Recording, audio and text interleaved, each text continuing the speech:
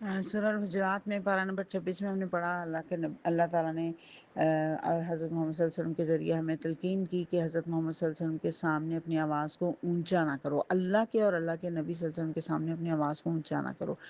اللہ اور اللہ کے نبی صلی اللہ علیہ وسلم ہمارے سامنے موجود نہیں ہیں، پھر ہم ان کے سامنے کیسے آواز اونچی کر سکتے ہیں جبکہ وہ تو ہمارے سامنے موجود ہی نہیں ہے؟ آپ کو اس سے کیا سمجھ آئے؟ سورہ حجرات میں ہم نے پڑھا 26ویں پارے میں کہ اللہ سبحانہ تعالیٰ نے کہا کہ اللہ اور اس کے رسول صلی اللہ علیہ وسلم کے سامنے اپنی آواز کو بلند نہ کرو۔ میں نے سوال کیا تھا آپ کے ذہنوں میں کیا چیز آتی ہے؟ اللہ بھی ہمارے سامنے موجود نہیں، نبی صلی اللہ علیہ وسلم بھی ہمارے سامنے موجود نہیں، پھر ہماری آواز ان کے سامنے کیسے بلند ہو سکتی ہے؟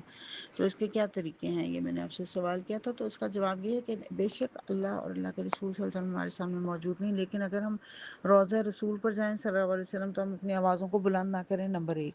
نمبر دو یہ کہ جب ہمیں اللہ کے رسول صلی اللہ علیہ وسلم کی کوئی بات پیغام پہنچ جائے تو ہم تمیز سے ادب سے اس کو سنیں اور اس پر عمل کرنے کی کوشش کریں۔ اگر ہم اس کو کہیں کہ یہ نہیں بلکہ ہماری تو یہ بات ہے، اس طرح کی بات اگر کی جائے تو یہ ایسے ہے گویا کہ ہم نے ان کے سامنے اپنی آواز کو بلند کیا۔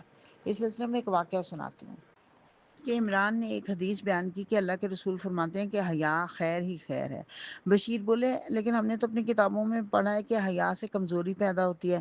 عمران کی آنکھیں غصے سے سرخ ہو گئی، انہوں نے کہا میں تمہیں حدیث سنا رہا ہوں، تم اس میں اپنی رائے دے رہے ہو، یعنی کہ تم اس کا مطلب تم اپنی آواز ان کی آواز سے بلند کر رہے ہو، تو اپنی رائے نہیں۔ جب پتہ چل گیا اللہ کے رسول صلی اللہ علیہ وسلم نے کیا کہا تو پھر ہمیں اس کی بات کو اس کو ایسے ہی لینا ہے، یہ اپنی آواز ان کی آواز سے بلند کرنے کے مترادف ہے۔